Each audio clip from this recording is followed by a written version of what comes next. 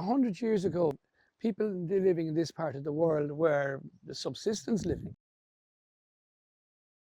An ancient landscape, a unique landscape here, but very much an ancient one, and there would be remnants that people have lived here for thousands of years on the beach. They found a sort of authenticity of Irish life here. At this island was at the very end stage of its particular habitation. So 10 years later, all the families who lived here had gone and were rehoused in the mainland. Look at our history.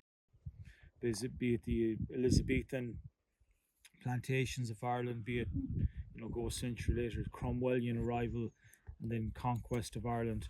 All of those ripple effects, like modern history, we're seeing it now.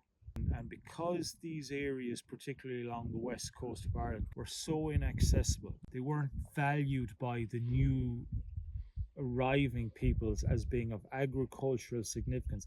They didn't have mineral or natural resources. Particularly here, folklore might have survived that little bit longer because the language probably survived longer. So people would have remembered the stories and passed and talked those stories in the original tongue.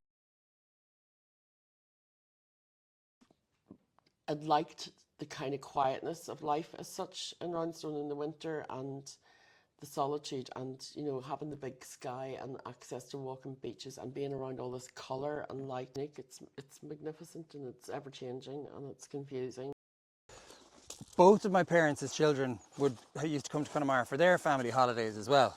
Like, it's always kind of been a destination for plenty of people. For obvious attractions in the summertime, the beaches, the views, the nature, the peace and quiet. I find it kind of soothing. Like, the hills are soft and low, and there's nothing I find it to be quite soft and mellow. And that kind of goes year round for the most part. Obviously the wind is the biggest thing in terms of climate that is affects us here. It's temperate, so it's never really that cold. Obviously you're going to get plenty of rain, but that's fine. The wind is probably the most inhospitable thing about it. There's not much in the way of agriculture. It's not like big fertile land. It's just one big rock with a little bit of soil on top. I think people are very passionate about the area. They greatly appreciate the environment, both the niceties of it and the harshness of it. Small communities like ourselves who rely on tourism are saying in the village at night in the winter there were very few lights left on. So now it's all about experiences. Very few people are going to be left. And that's kind of quite troubling, because the younger people who do want to live in the village or near the village, beside their parents or whatever, cannot get planning permission. And the houses are so expensive. So there's a sort of dichotomy of what's going on. So the younger people can't get planning permission, but the wealthy people can build whatever they like. I find that quite interesting, of what the legacy of that might be. Because we need nurses and doctors and teachers, and we need children in the school, and we need young people. Ireland and the Irish have never been urban people. We have always been on the landscape. We've been all over the landscape. It's a very changed landscape. And if we don't figure out how to keep young people in the landscape and the culture and all this stuff that people are trying to sell and market, but also stuff that in our hearts we value, it's gone, and is a big issue. And a lot of people are very, very angry over it. You cannot expect people to maintain a culture while denying them a place to live. Yeah. People didn't want to come here at all at one point because it had nothing to offer. Now it's it's a desirable place to go to, but people can't. There's a weird sort of irony to it. Particular planning laws, depending on what part of Connemara you're in. Right now we're in an SAC, Special Area of Conservation. There's little or no development permissible unless you can show that there's a ruin in existence and there are criteria for that ruin where the gables need to be intact. A lintel on a door, I think, needs to be intact. It can't just be some pile of rocks. It needs to be in a certain state of disrepair that makes it eligible for planning. You also need to be able to demonstrate a local housing need, so you need to be from the area.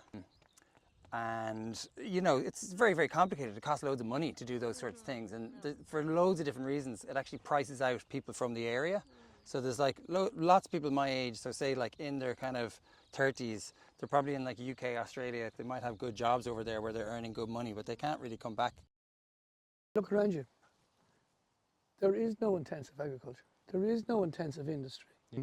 I would say that if you don't work for the government in this area, the likelihood is you have 2 jobs. And the likelihood is one of those jobs is tourism related.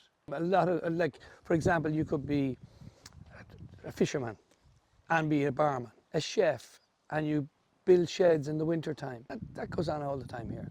So that'll give you an idea how important tourism is to the economy. The future of any area, any country, has to be through its economy, its educational system, all of those things. If you don't contribute back into those things and help build those things, there will be no future. All of the employees, and I don't, you know, they're a fine team of people, and they all come from the local area. They're as passionate about this business as I am, okay? And I think that tells you, it speaks an awful lot about the people who are native to the area, who grow up in the area.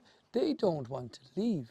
They want to have a secure future here, but that has to become a generational future. Otherwise, you'll end up with young people leaving the area and then coming back to retire. Isn't it much more sustainable if young people leave and grow outside of the area, but then come back? That's what will build an area.